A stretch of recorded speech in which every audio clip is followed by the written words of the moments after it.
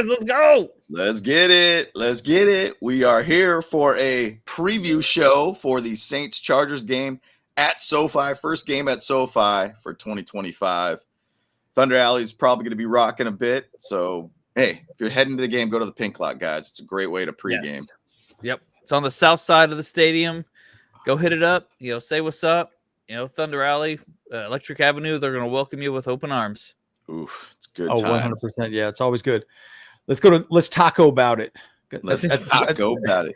It's always a great place to check out. It's always the go-to spot tacos. There. Yeah, man. Can't wait to get out there. It's going to be good. I know we're planning to be out there for week 3 for the Bronco game.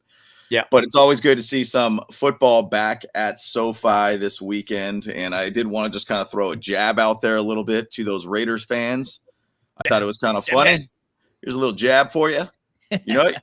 Ashton Genty, 3 carries, -1 yard, 0 touchdown. Didn't look good. Yes, it's preseason, but hey, we'll take our shots when we can take our shots, right? Yeah, that's right. There you go. Yeah. Nice jab. No, it's for real. He didn't look great. So it'll be pretty interesting to see how he progresses as an NFL running back. So yeah, whatever's clever, man. We'll see what happens. Yeah.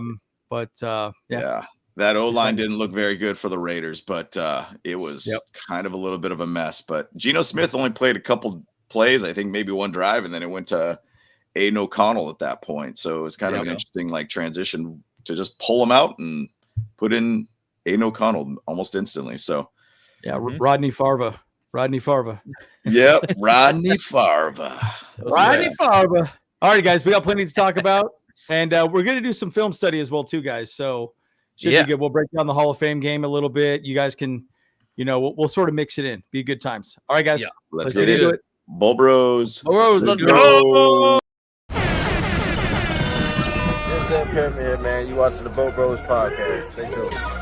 Shout blue dreams, stadium lights gleam. Both bros on the beat, lead stream. Chargers rocking speeds, Sonic Supreme.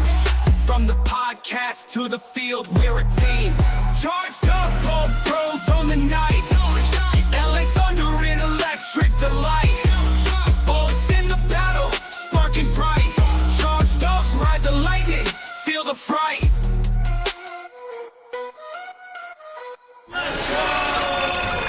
All right. So we are going to be talking a lot about the offensive line today. Why don't I start with how about we start with a quick video here? How about that? And then sure.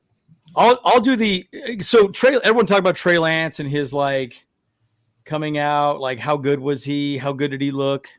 And it's interesting because let me get it the right screen here. Why doesn't that not show? Huh. Yeah, let's see if it pulls up here. It's right over there. Well, it's weird. The one thing with the Hall of Fame game, I was kind of reflecting a little bit on it earlier today, and I was like, man, Chargers look good. They looked physical. They looked really, really on that game, and I felt like they showed that they were really well prepared. Oh. Now, going back to a little bit that we had some issues now with the O-line, it's kind of like, oh boy, obviously Slater didn't play in that game or anything like that. But, but it just kind of makes you feel a little bit like, oh man, the physicality of the run game might shift a little bit at this point. So for sure, big time. And okay, so let's have a conversation right now about Rashawn Slater going down. Okay, everyone's freaking out, right? Look at this guy. That's Pipkins, right? Pipkins is going to move to the right side. Yeah. So, and then Joe Alt's going to move to the left. At least that's what it looks like right now. Okay. Yeah, that's what they said in the some of the interviews. Joe Alt's going to left. Pipkins going back to natural position right side. Yep. So look at this play, right? And guys, this is kind of an interesting situation. My hype hurts over Rashawn. I agree. So, guys, this is what you call 13 personnel, right? 1 running back and 3 tight ends. And notice they're all on the right side, okay? So 12 personnel would be 1 running back and 2 tight ends, right? So now if Pipkins is on this side, what that basically means is you're probably going to put someone like Disley or Tucker Fisk on that side to help him block, right? Yeah. Joe Alt probably can, most likely just handle the blind side by himself. But this is a pretty good little play. You're going to see Dissly come up and kind of wiggle out and then just come off to the post to the right side into the flat in the end zone. So it's actually pretty an interesting little play. And the cool thing about Trey Lance here is that he does a good job of putting a little touch on the ball. And this is what he was not known will play. It sucks nuts that he got hurt. But what they do is they slide another blocker on that side, right? That's the whole point of having a blocking tight end. You could double team the edge rusher. But what does that also mean? You could stunt. So what people like, basically what they were doing is they were coming right after Zion on the stunt. So they would just stunt right into him, and they weren't picking up the stunts. That's what they did in the Houston game. So, look, it just means that if you slide that much protection on that side, they're going to try and do something a little different to get into the quarterback. So, there's a lot of different ways you can make the tackles better, right? You're not going to replace Rashawn Slater, but you can at least give him some protection help. And that's what I think the Chargers are going to end up having to do. So it'll be interesting to see how that plays out. For sure. Yeah. I mean, and I'll say this, though. I mean, I'm not a massive fan of what Pipkins brought as a guard. I think maybe as a tackle, he'll be serviceable to manage that tackle position. Yep. I'm confident that Joe Alt's going to be on the left and he's going to do a great job. I mean, he'll be fine. He'll be totally fine. And the blind side is the most critical side of the O-line, period. But now it sucks because you're pulling away from the Becton Alt idea that they had in the beginning of the year. But this is the NFL, guys. Players get injured. You got to make shifts and you got to make changes. 100%. And unfortunately, this happened while I was at camp. And I was like, no. James, none of us can go by ourselves. We have to be all together, right? I think that's why. I think that's why Divinity decided that, you know what, you're not going to the game alone, Kyle. You can't go. So you can't go, exactly. So I was like, all right, forget it. All right, fine.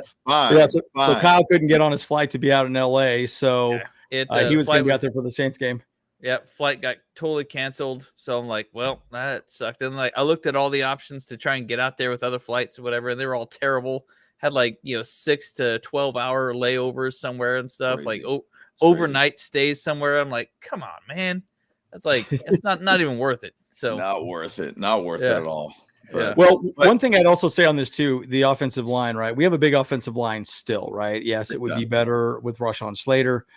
But I will say this, though, that what was the stat that we've had more snaps with 250-pound players on the field last year than any other team in the NFL. So, guys, at the end of the day, we want to be big and we want to be physical, and we're still going to be big and physical. Now, I will say this. I do think we probably go after a veteran. I know James and I were talking about this. Yep.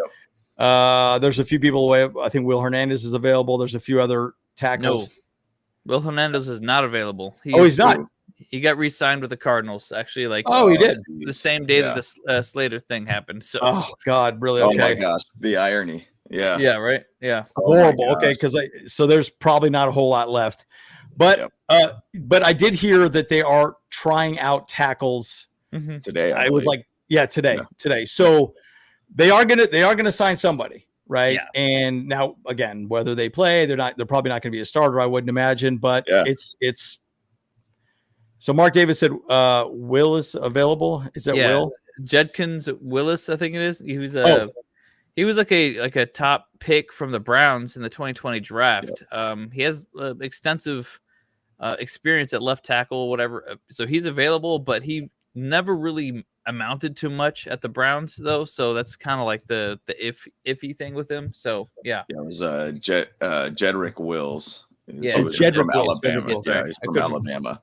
Yeah. And I looked at a lot of these available tackles that are out there, and a lot of them, there is a couple of young guys, but they just don't perform very well on PFF. Now that's very subjective with PFF rankings and everything too. But big thing I'm just going to point out about O-line and in players in general, you don't need to have great on every position. Yes, you would love to have great on every position, but you could just get away with good at some point. As long as a guy can find a way to keep the, defense away from the quarterback and not try to create too much pressure and create chaos for Justin Herbert, it'll be fine.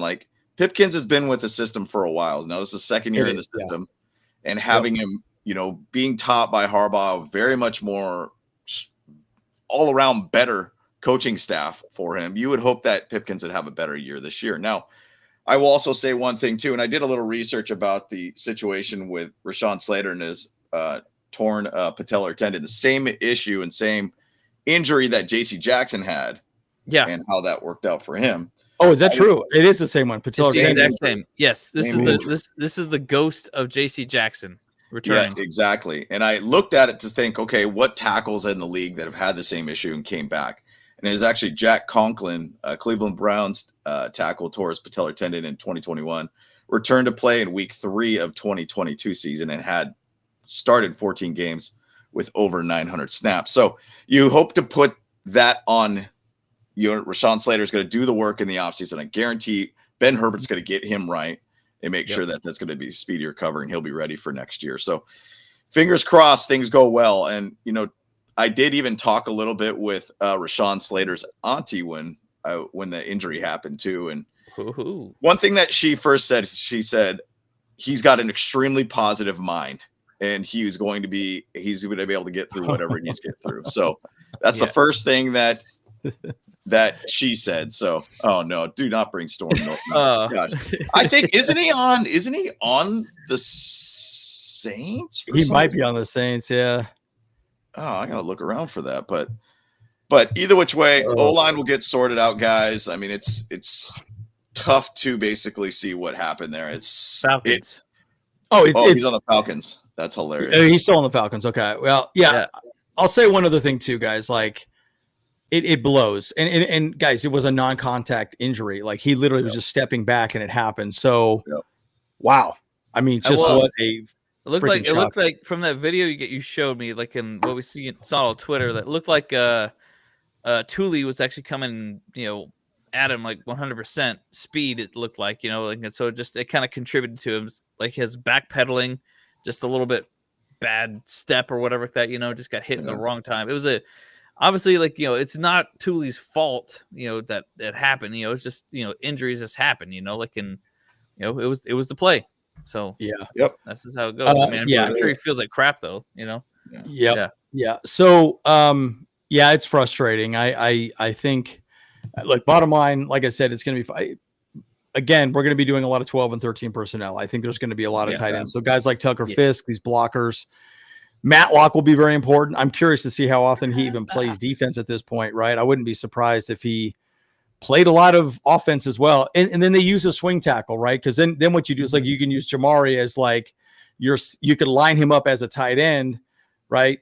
He's not going to be a tight end. He's just going to be out there helping Pipkins block on that right side. So that's the other option as well too, right? So anyways, but on a positive note, I kind of wanted to show you guys the Nico Reed interception. I thought that was pretty let's cool. do it. Yeah, dude, jumped off my couch when that happened. I was like, boy, he's going to the house.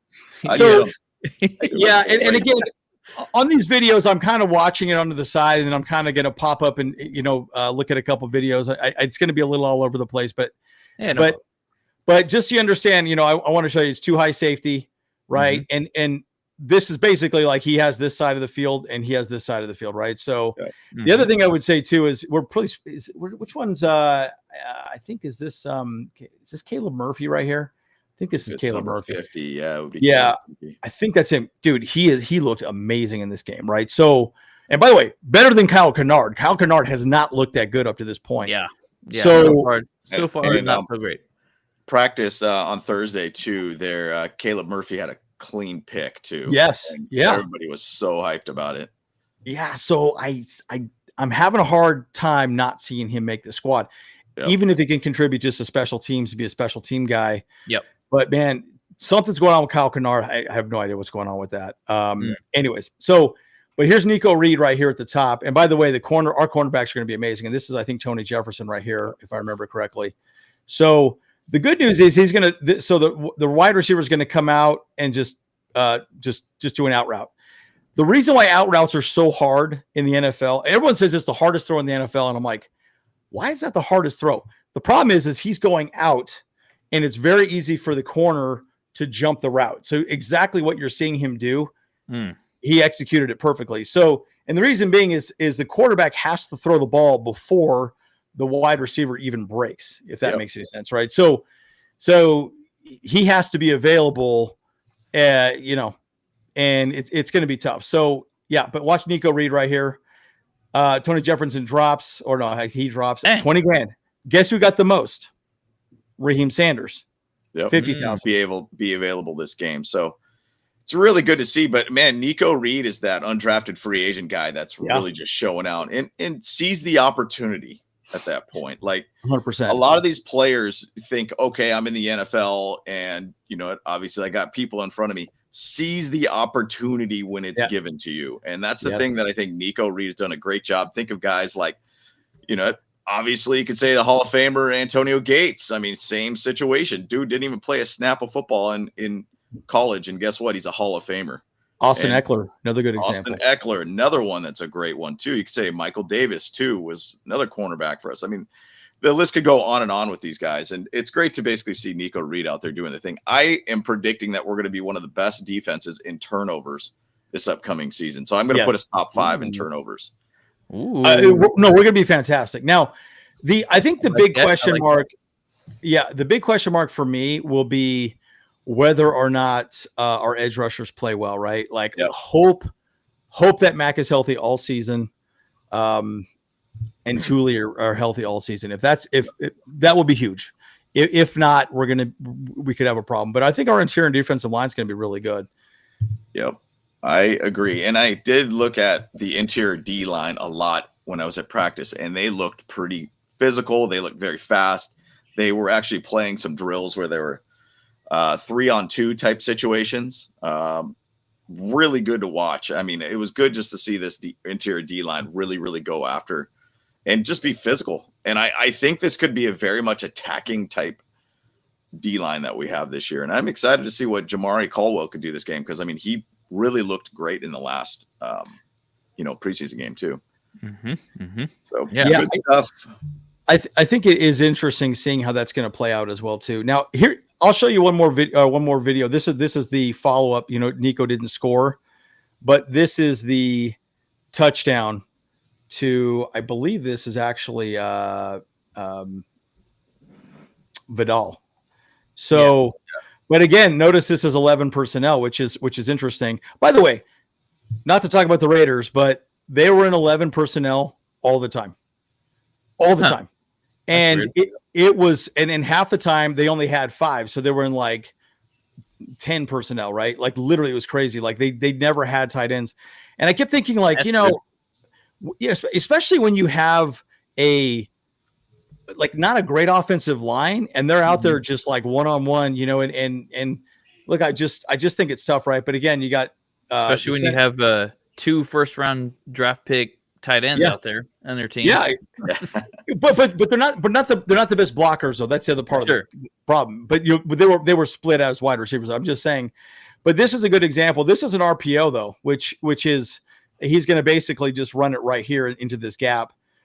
This is actually the new guy we got from the UFL, Nelson. Nasty Nelson. But we're looking at really just 11 personnel. It's pretty simple. Just one other guy on the line. So, let's just run it real quick. And so it's pretty interesting. This is just physical. Now, again, they motion to the right side or the left side, and then he just forces it up the middle. Yep. It's all right. You ain't going to stop me. And I think this is interesting because, again, I thought about this a lot. I bring this up only because who's going to win the number 2 spot, right? It'll be interesting to see. These next few games are going to determine whether or not Heinicke's our number 2 or Trey Lance. I don't think we carry 3. I don't think we carry 3. So we're going to trade one of these guys off. So they are literally playing for that second position, and then they're going to get some scrub they think can be good. They can tuck them away on the practice squad. But at least that's my opinion. I don't think they're going to keep Trey Lance and Taylor Heinicke. I don't know. What do you guys think on that? People in the chat are saying that was a Hines touchdown right there. No, it's 30. No, it's 30. Yeah, it's Vidal. Yep. Yeah. So yeah, we'll talk about Harris's eye as well too. But what do you guys think? Do you think we carry 2, or do you think we're definitely carrying 3? So you got the emergency quarterback rule. So you're definitely going to have 3. We're going to put one on, not on the 53-man squad, but yes, they're going to put one on the practice squad. Who it's going to be? Is it going to be Trey Lance, or is it going to be Taylor Heinicke? Like, we'll see. Big thing too in this game, and we'll talk about kind of the game here shortly. So here's what I'm saying. Neither one of them will clear waivers. They can still be picked up. Of course. But that's my point, right? They're not going to get to the practice squad, so they have to make a choice, and then they're going to have to deal the person off somewhere. I mean, then that would have to be DJ at that point. That would be a third quarterback too. He would be the third. Yes. Yeah. So that would be the only way that would even happen. Now, yes. Who knows? Who knows if that actually would be where they actually didn't? If another team goes out there and goes get Trey Lance, if we let him go and put him on the practice squad or whatnot too. But yeah, it would have to be DJ at that point, which kind of makes me feel a little uncomfortable. I mean, obviously you don't want your number 2 quarterback or even your number 3 quarterback to go out there and play. Yeah. We're on number 3. The season's kind of open, or kind of over at that point. Right. Yeah. Right. But so, DJ looked good though, right? He didn't look bad, you know. No, he didn't look bad. He didn't look bad. I mean, he's got a ton of upside and everything too. So yeah, we'll see. We'll see about that. But just to kind of go back a little bit to some news for the week and everything too. Keenan Allen was signed back.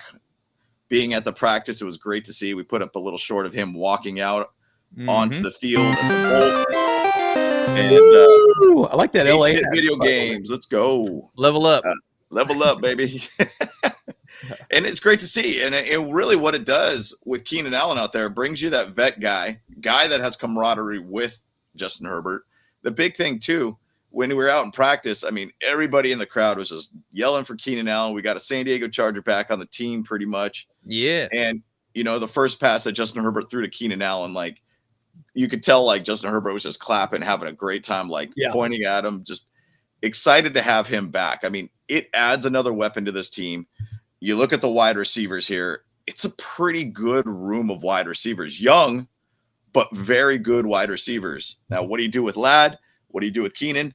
They've already said, hey, look, you find a way to put these guys together. When DJ Moore and Keenan Allen are relatively similar type of wide receivers with the Chicago Bears, they still made a way to get them on the field. And they played them 80% of the time on the field, which is crazy. Yeah.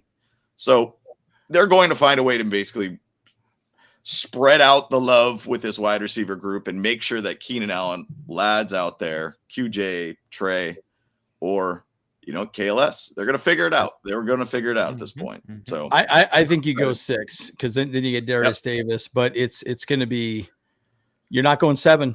So yeah, what's the practice squad look like, right? But you could probably tuck Jalen Reagor on the practice squad, and he's looked fine. Yeah. Jalen Johnson's been looking good too. He's been making plays. I mean, Campbell's been another guy that's made some plays too out there. So yeah, we'll see kind of where it goes. But I like our 5. I like these 5, and I think that it's a good set of receivers that bring different skill sets to this team. So I'm excited about it. The other thing I would say too is again, with Rashawn Slater going down, Ladd and Keenan are very good at just getting open really fast, right? Yep. Exactly. Work the middle of the field and just get open for first downs. Yep. That's what they're very good at, right? Tre Harris, Quentin Johnson, KeAndre Lambert-Smith, they're going to stretch the field. Yep. So, and then also Darius Davis. Darius Davis is fast as hell. So, yeah, and a few of you guys are talking about it. Basically, Harbaugh said Slater told him his right foot slipped and his weight came down on his left knee. So his right leg slipped, and then he tried to brace himself with his left knee. That's what happened. So it wasn't a contact injury, right? But that's exactly what happened. I think Claudio said that as well too. But like it was a freak accident. Bottom line, that's all it was. Yeah. So it sucks. But you know, like anyways, what the heck, man? It's one of those weird situations where you just kind of got to say, well, sucks to be them, you know. It really took at that practice, it really took the air out of the sails, essentially. It just kind of dipped from that point on, and it was bad to see all that. That's what everybody could have talked about, was just that. So right. Yep. But either which way, I am excited to see what this offensive package still can do. If it's about getting the ball out of Herbert's hands quickly, they'll do that. Yeah. That's one thing that I've really never understood about offensive coordinators where I feel like they tend to say, okay, well, I'm going to do a 5-step drop and still make sure my guy's in a pocket when I got a bad O-line. Dude, if you have a bad O-line, play the short game, play the quick game, get the ball out of your hands, screens, small little like slants, something's quick to be able to get the ball out of the quarterback's hand. Make sure you don't put him in a disarray situation. Well, and that's what Tom Brady was good at. Yeah. Andrew, I was curious. Do you have some footage of any of those KLS passes, touchdowns that we have? I have those. I was gonna do those too. I was gonna do one defensive one and then one the two KLS ones here. Well, I think a KLS one would be really good to see right now, though. Yeah. So let me show you this is what I have teed up right now. So I'm just kind of going chronologically through the game. Yeah. So this is Allen throwing. This is the pick that our boy gets right here, Tony Jefferson. And again, this was a great pick. So I asked this question, James and Kyle, and then in the chat, is Tony Jefferson going to make the 53-man squad? It's going to be interesting. I don't know. What do you guys think? I mean, he's probably the guy on the bubble, but you probably could tuck him away on the practice squad. Yeah. So I don't know. What do you guys think? So we should be. They did it last year. They tucked him away, and he was fine. Mm-hmm. So I don't know. What do you guys think? There's just not enough space for that. Yeah, it'll be a special teams conversation as well too. Yep. And so that's the other part of it. Yeah. And by the way, Josh Kattenberger looked really good as a backup center, and he's like our third or fourth backup center at this point. Yeah. Fourth, I think, for us. Yeah, fourth, right? He looked really good, by the way. If you watch that video, I watched a couple of videos on YouTube, and he looked great. I was like, wow. Yeah. This guy could be a shining star in the making. So I'll find those two more, Kyle. Those would be the last two videos. So let's just kind of work through the slides. So here you go. This is everybody keeps talking about though too, like about Tony Jefferson. I think that there's a very strong possibility he'll be a backup to Derwin James. I think it's Derwin James then Tony Jefferson. Of course, that's what it is on ESPN for depth chart right now. Yeah. So I think he's going to be on the 53. So that's for sure. And Mickens, he can, even though we drafted him this year, I think he'd make the practice squad first, then behind Tony Jefferson. So, but then you got to put Alohi. You got to basically put Elijah Mold in there in that same exact group. Right. And Alohi is free safety. And then Elijah is also shown as free safety right now. So, yeah, that's what I'm saying. Yeah, it's going to be packed. But you need defensive cornerbacks as well too, right? So exactly. Yeah, that's what's going to be tough. Yeah, right. The cornerback group is going to be an interesting one, especially with the emergence of Nico Reed too.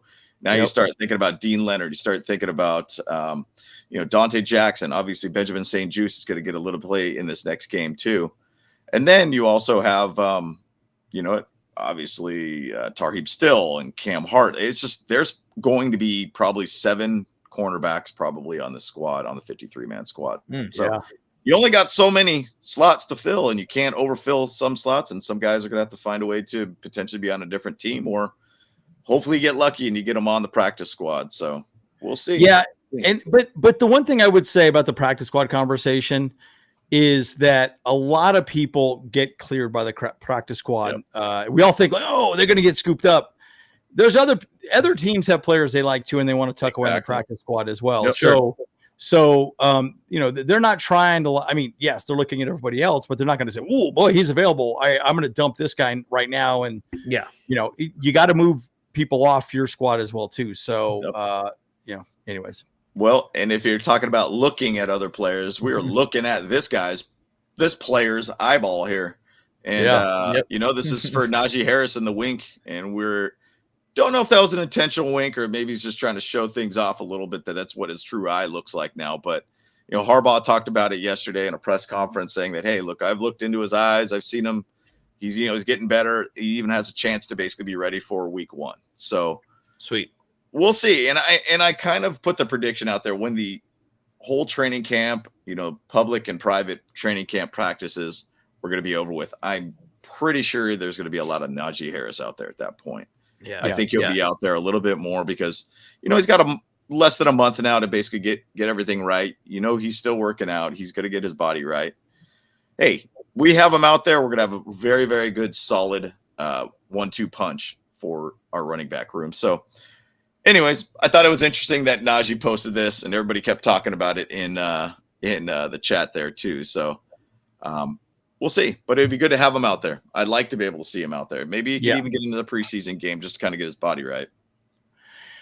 Yeah, well, and again, he's a veteran, so he doesn't really need to have a lot of training camp and all the above. But he needs to understand the offense, right? I mean, that's the big question mark, right? Can he, because the terminology is going to be very different. He's been with the Steelers for 4 years, so there's a lot to be said about that. So yeah, we'll see what happens. People in the chat been calling him the next Nick Fury right now. So Nick Fury.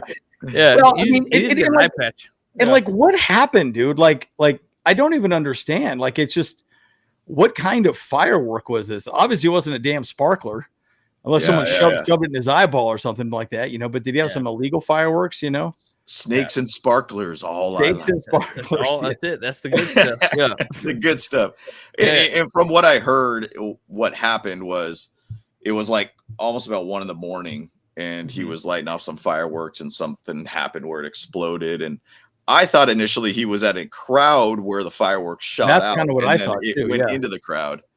That's what I thought, but I read into it and it looked like it was something kind of late into the morning. So he was causing trouble. He was in California, I believe. Causing trouble. He's causing trouble, dude. He's acting a dang fool. Acting a dang fool. Hey, shoot. It's so good. But yeah, I hope Naji gets out there. Obviously, he makes us better in the running back room to have him out there for sure. So yeah. Whitebolt Deadpool, he says he doesn't need to see from his left. He's going to be riding right behind Pipkins the entire time. So. Yeah, that's right, dude. That's right. It's true. I'll show you one more slide before Andrew pulls up another video here real quick, just throwing it out there before we really truly get into the whole pregame of the Saints game. But I thought this is an interesting slide, just looking at most expensive defenses in 2025. Chargers are the 7th cheapest at defense, with the Eagles being the cheapest defense. Which is crazy. Tons of rookies on that team. And even throw in that Bengals there too. I am going to say, I think the Bengals are going to be, you have to score 45 points to win a dang game. Yeah. Because that defense is not going to be that good unless you start bringing in Trey Hendrickson and pay him finally. But even to say that, at this point, they have not done an extension with him. It's crazy. But then you go and throw the Steelers as the top most expensive defenses in the league. And you got the Broncos there at number 4, which can be a very, very good defense also too. So I thought it was interesting to see. We got a very young defense, but we're going to have some bigger contracts that we're going to have to pay out here pretty soon, man. So, and Ricardo, $2, man. Thank you so much for the super chat, dude. Naji Saget Harris, boys. Yeah, dude. So good. Hey, I'm a Street Fighter 2 fan, man. All day, every day, man. I love Street Fighter. Yeah, there you go. Thank you, Ricardo. Appreciate it. That is fantastic. But love to see the defenses. And I mean, a lot of these teams are out there spending a whole heck of a lot of money on their defenses. And, Bengals to me is they just put a lot of money in their offense, just hoping that their offense is going to find their way, and score 45 plus. The funny thing about that too is there's just no way you can do that, right? One of those 3 guys go down, you're done. It's like whatever. Goose is cooked. That's just it, though. Okay, so that just shows you that Joe Burrow is probably one of the top quarterback choices you can have right now, like any of those wide receivers, because they just want to have shootouts. That's it. That's all it is. True. Yep. They're going hardcore on offense. They're like the equivalent of a glass cannon for video games, So yeah. Well, and they even did play Joe Burrow in preseason a little bit too, or they're going to be playing him a little bit because they want to see if they could get his momentum going. If you've watched the show Quarterback, they talked about in his last couple of years that he's had some very slow starts, so they want him to get out of the gates much faster. So again, man, I think that we need to do that. At least get one drive out there. However, there have been some serious injuries in the preseason already. That's that's exactly why you do not want to play.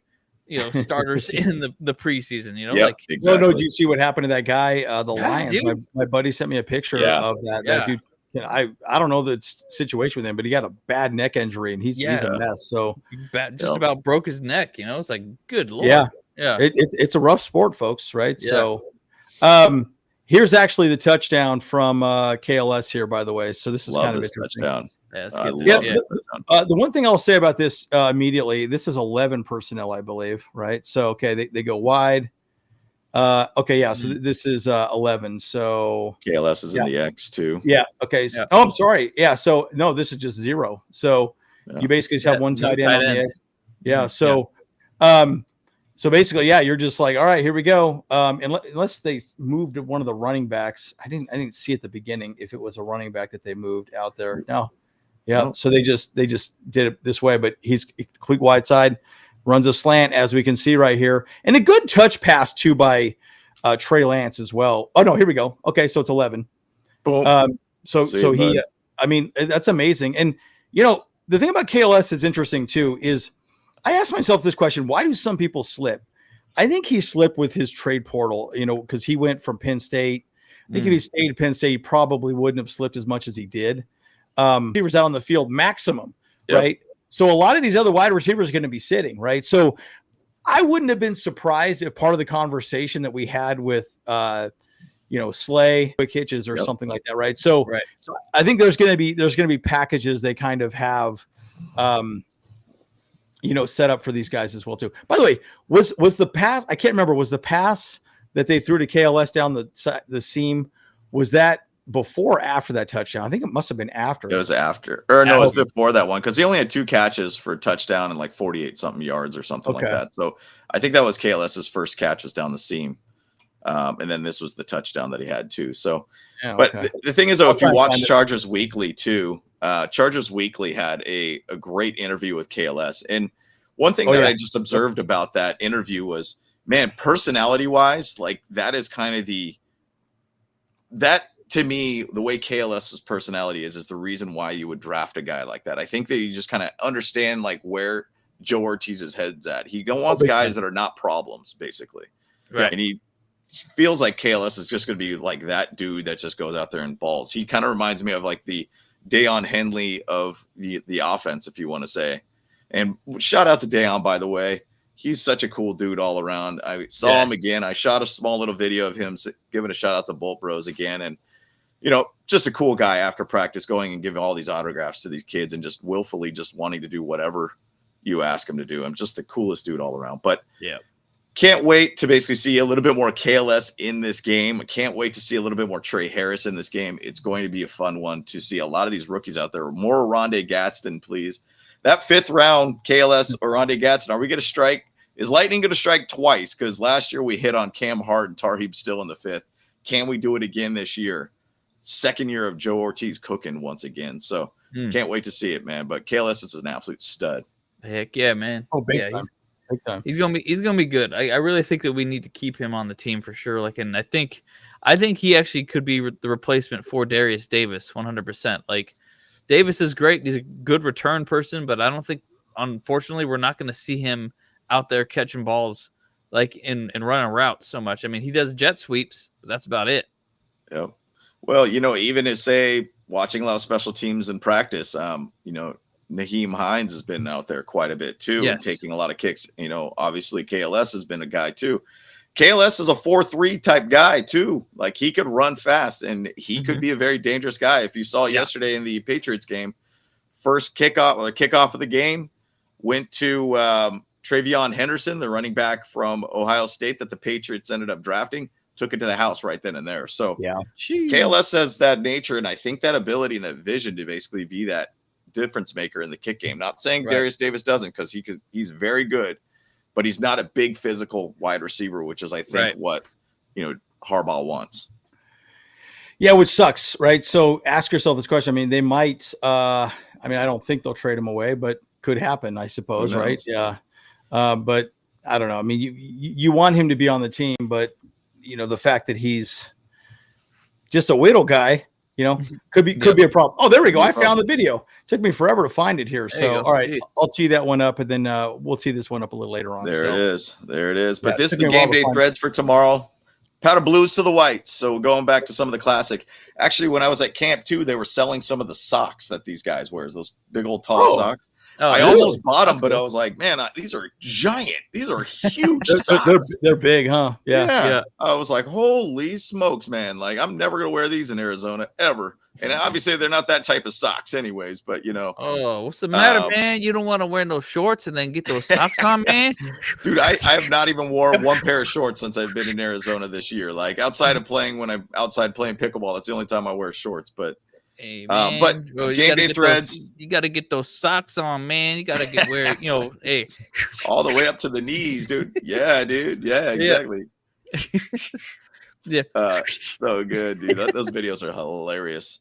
But game day, man, I'm looking forward to this game. This is going to be a really fun one. We'll chat a little bit more about it if Andrew does tee up a video too of the next that he wants to show off here. So White Deadpool. Deadpool, what's up? Oh, sorry guys. Wrong button. Dude. Whoa, man. We Hey, up the views here. Oh, boys. I hit the So, wrong button. hello. Sorry, guys. Hey, we're over. Hey, just so you guys know, we can all hit different buttons, right? So we're like, if we hit a button, we mess it up. Okay, here we go. So it's exciting. We keeping things exciting. No big deal. That's right. White Deadpool, man. He leveled up with a $4.99 for us in the super chat, dude. Hot take. Chargers sweep Raiders. Split Broncos. Actually split with the Chiefs this year and make the AFC Championship, taking the division.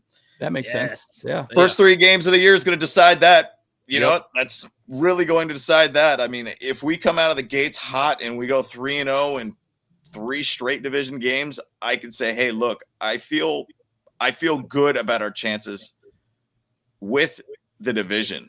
Now, AFC Championship game, Harbaugh year 2 is different. I think he's got a really good situation going on with a lot of players right now. I think they're getting more to what Harbaugh would like as a team. So who knows, man? Let's see, man. I'm all for an AFC Championship game right now. I mean, who did they play in the AFC Championship game? I'll throw that as a question for the chat too. The Ravens. The Bills. What should be the Ravens? Oh, that'd be crazy. Wow. Harbaugh Bowl in the AFC Championship game.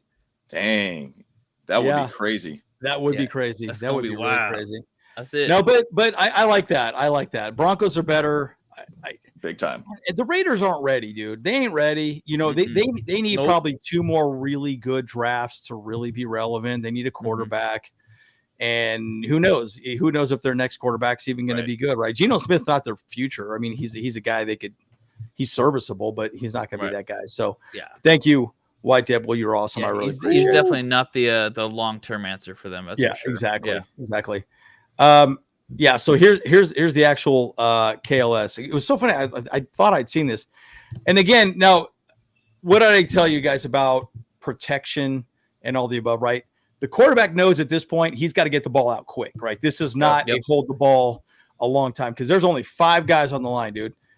Again, you're plus one, but you got 2 linebackers in the box. So, by the way, this is I'm not exactly how you would want to call it, but this is like 11 personnel because I think this is Gadsden. So technically, you'd say he's the tight end, but he's in the slot, right? So his whole thing is, this is kind of like you don't want to call this a dirty, they call it a dirty bunch. I can't remember exactly what they call it, but it's just a dirty bunch, right? Dirty girl. But you're going to see him completely manned up, and there's only 1 high safety right here as well too, which is interesting. So basically, this guy's got to decide, okay, do I go this side or do I go this way? And he's basically playing center field or just not letting anybody get past him. So the good news is the ball he throws, he's going to throw a gap like right around here, and it's got some touch. He can't just gas it in there, right? He's got to kind of finesse it through. But the footwork is kind of interesting on this. Watch his footwork here with KLS as he snaps it. He kind of takes a step back. Yeah, video on that. I got, man, that is kind of funny, and I hadn't really thought about that. And let's see, I think Gatson. I'm kind of sure his coverage with that corner. And so now, I'm excited to see what we can do. In particular, was not about holding the ball. Notice he catches it, it steps, throws. It's quick, gets the ball out in 1 second. He's literally making a pre-snap read. Okay, I'm going to gas it this direction and let KLS try and grab it.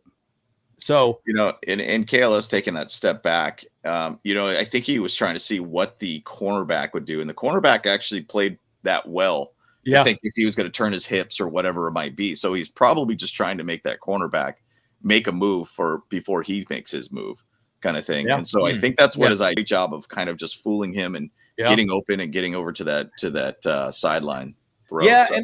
and that's the interesting part. But again, guys, that's not a lot of protection for the quarterback, right? Nope. And these beefcakes coming at you, and actually, so I'm just saying, there's pros and cons of playing with 11 personnel and minimum coverage like that as well too. I mean, technically there's 5 men there if the running back stays in to block for the gap protection as well too. But it's tough, man. It can get jumbled up really quickly. So, anyways, I thought that was kind of interesting. Very quickly. 100.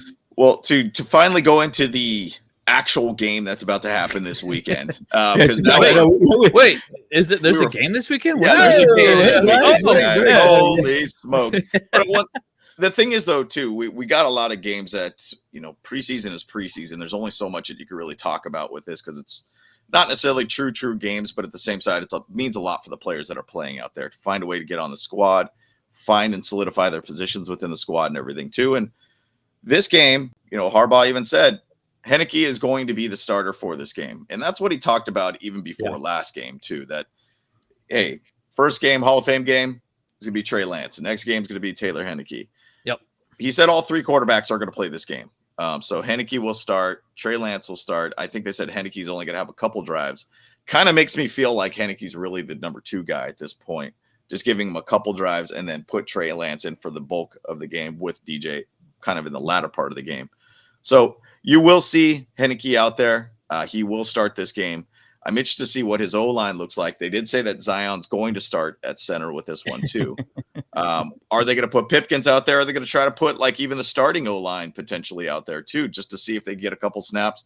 Because obviously there's a lot of adjustments there. Now you do not want to basically have an issue where, one of our other O-linemen goes down and then we're just like, oh boy, here we go again. But Taylor Heinicke will start this game.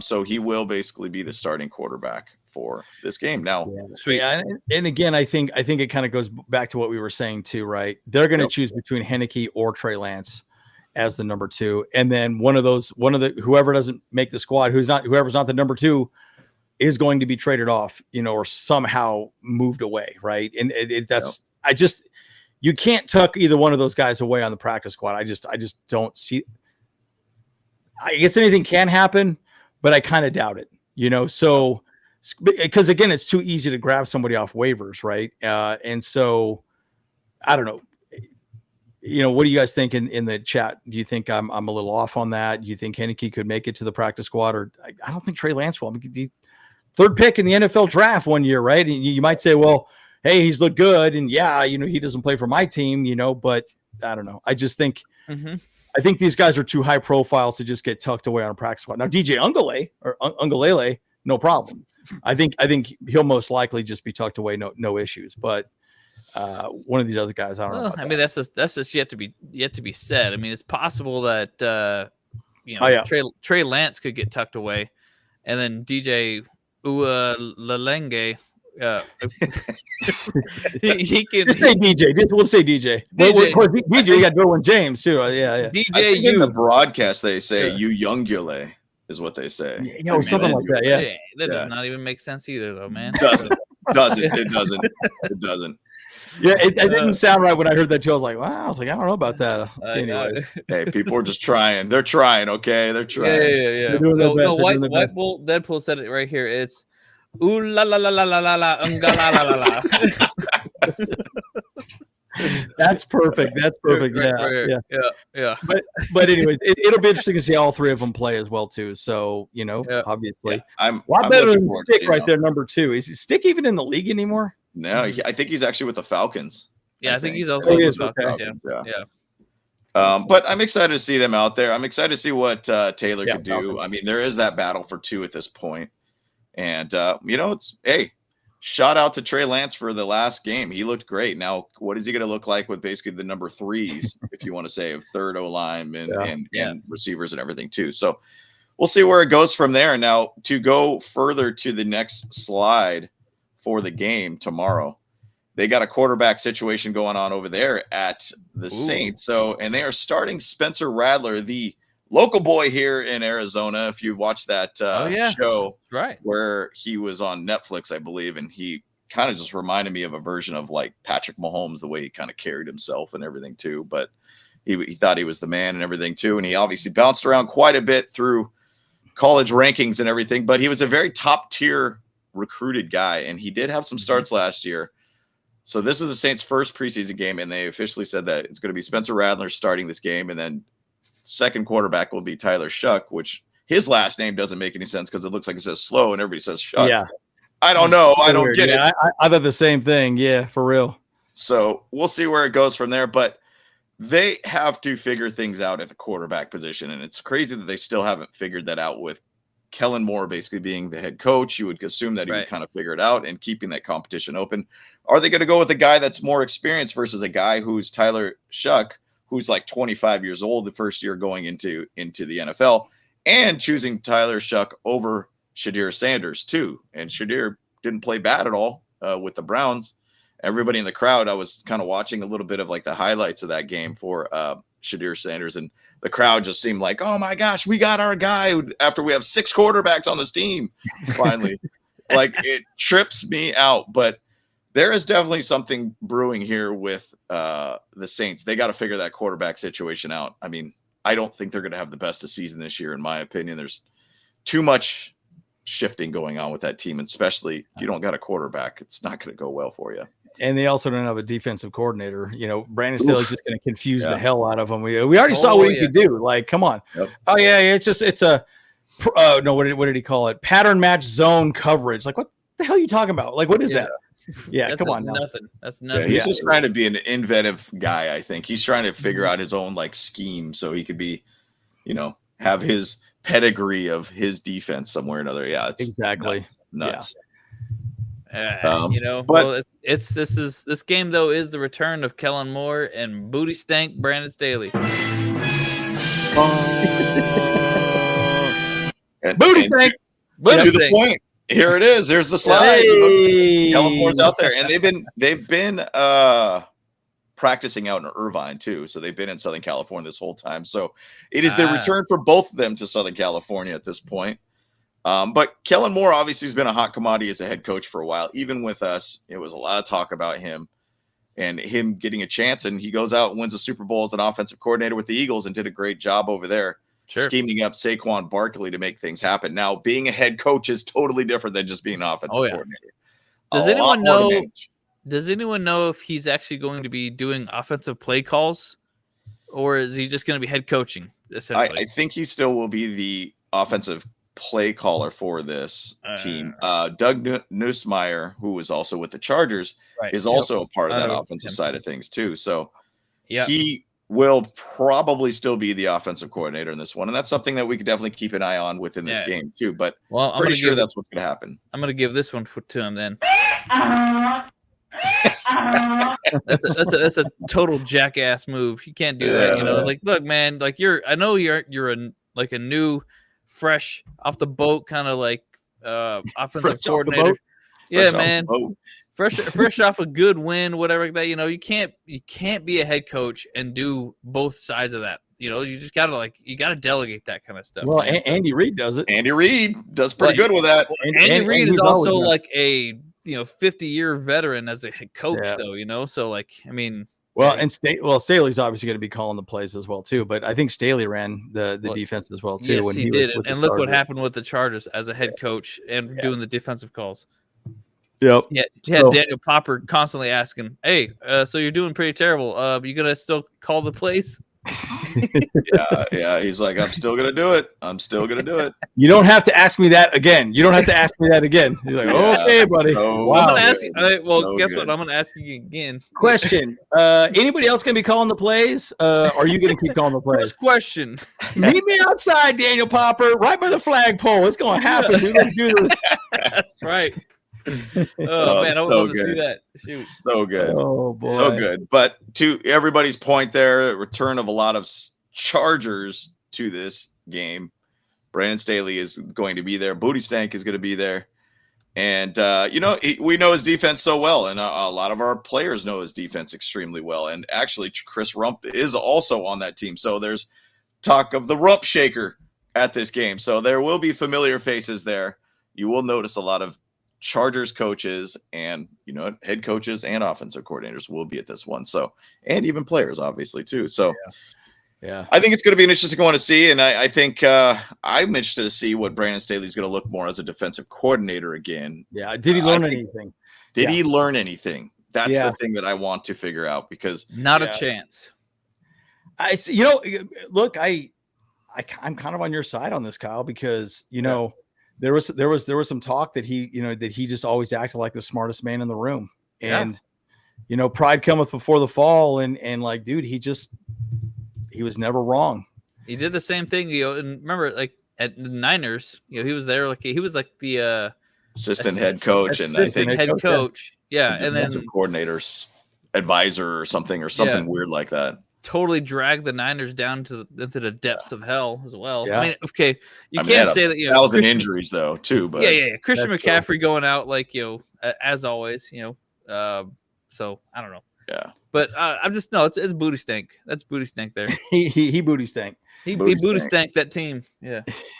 I mean, for me, I'm interested what I'm going to watch on the Saints side. Who the heck is the quarterback going to be? Is their O-line going to be good? Whoever's going to be behind that O-line, can they even have a run game? And will that quarterback even find a way to survive the season at that point?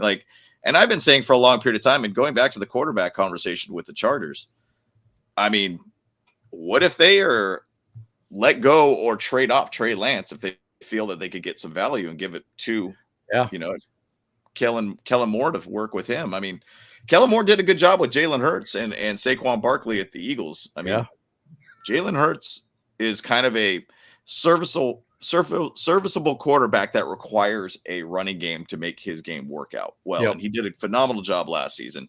I mean, Saquon over 2,000 yards is more than enough to say, but is there going to be something shifting a little bit with that quarterback position? This game will show up a lot. And I think one thing I'm interested to see within this game is our defense. Are they going to be extremely physical? Are we going to get 5 turnovers again against a offense that might be in disarray with the Saints? So I'm excited to see what happens with this one.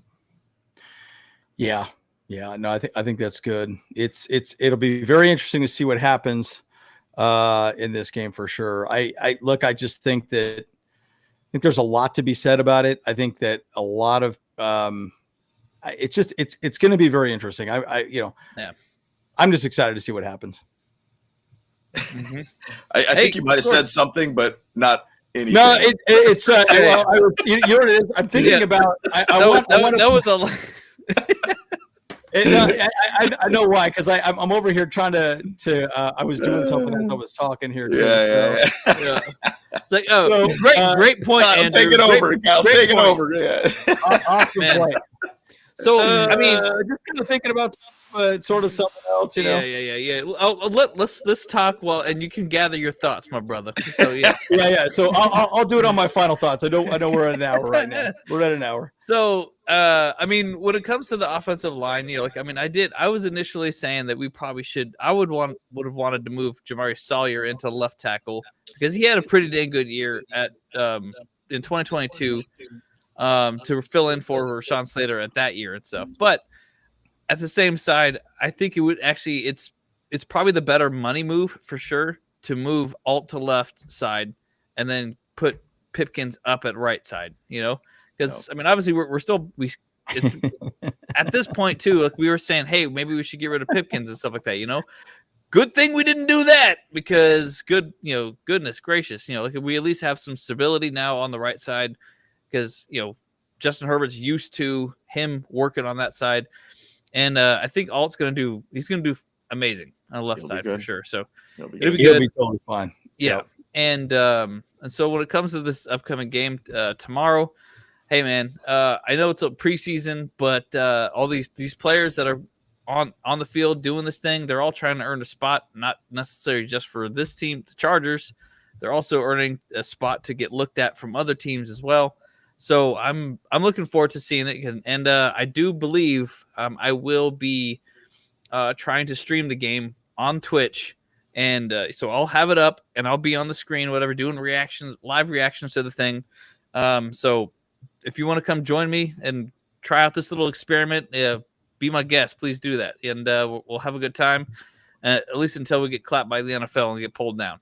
Yeah. Also throw out what the account name is also on Twitch too. I assume it's the same as this Bros podcast. It's the same as this one. Bolt Bros podcast. Yep. Excellent. So, all across.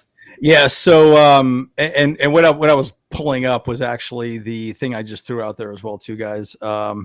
Is that we are on now the AFC West roundtable podcast as well too. So James and I will be on it. Kyle will be on it in a pinch. I know he's got some work commitments. So we will be on there every Tuesday at 3:30 Pacific Standard Time. Yep. So it'll be James or myself. I was on the first one this week as well too. But again, it's something to take a look at. Check it out. And guys, you join, please, if you do when you're live. They are talking shit. Like, there are people that talk shit on that channel the whole time, right? And there's Raider fans in there, and they are as annoying as you might think they are, because they are very annoying. Yeah, so we need some Bolt fam to show up and start talking smack back, for show. Yeah, and again, they want us to be controversial, but I will say this. I will say, like, I made a compliment to the young man that was on there, the Samoan Raider. He was very nice, very polite. I was like, wow, I was kind of surprised. I'm like, I was kind of expecting a little bit of an a-hole, but you're actually kind of a nice guy, And anyways, I found that to be kind of refreshing.